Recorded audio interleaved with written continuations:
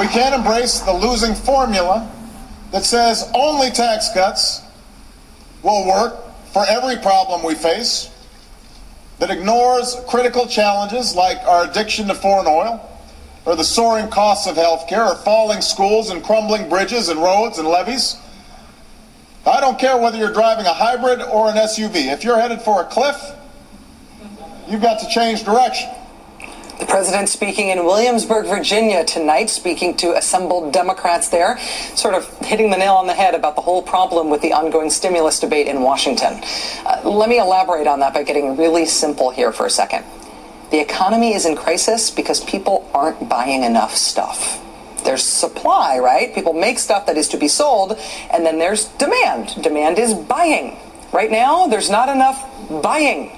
So what they teach you in the very easiest semester of the very easiest economics class, because it's really easy to understand even if you're a total dunderhead about more complicated macroeconomic stuff, what they teach you is that the government can turn around an economic crisis that's caused by not enough demand by making demand. Stimulating demand, they call it.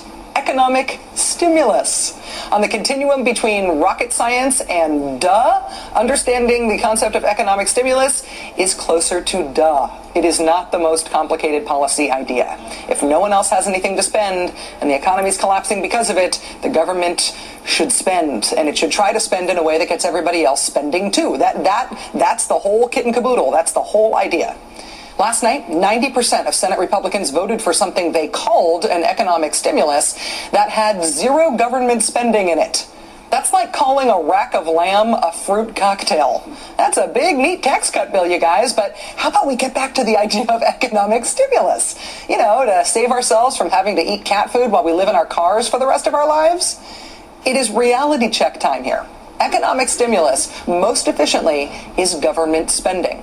The most purely stimulative spending would probably be just to give envelopes full of cash to the poorest people in the country. Statistically, they'd be the most likely to spend it.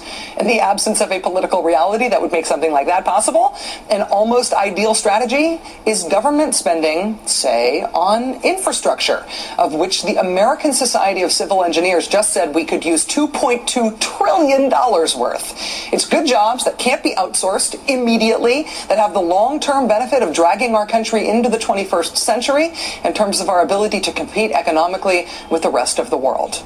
As I said, duh, not complicated. Ask your friendly neighborhood governors. They will tell you.